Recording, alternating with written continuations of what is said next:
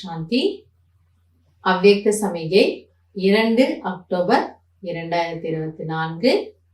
இன்றைய பகவானுடைய மகா வாக்கியம், जो भी पुराने संस्कार हैं और पुरानी नेचर हैं वो बदल कर ईश्वरीय नेचर बनाओ.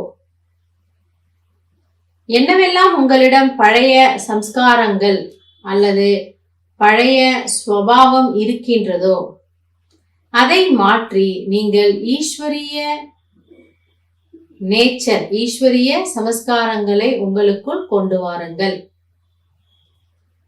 कोई भी पुराना संस्कार पुरानी आदतें न रहे. பாபா சொல்றாரு, எந்த ஒரு பழைய சம்ஸ்காரமோ எந்த ஒரு பழைய பழக்கமோ உங்களிடம் இல்லாமல் பார்த்து கொள்ளுங்கள்.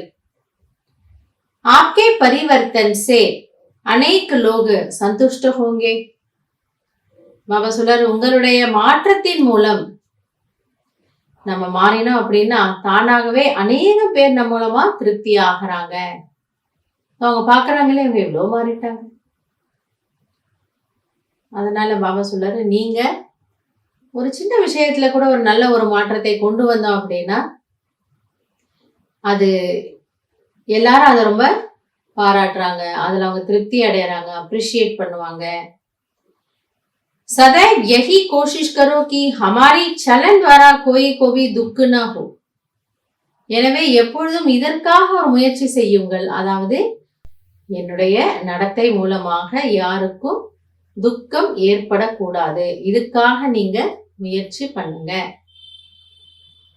मेरी चलन संकल्प वाणी और कर्म सुखदायी हो, यह है ब्राह्मण कुल की ரீதி.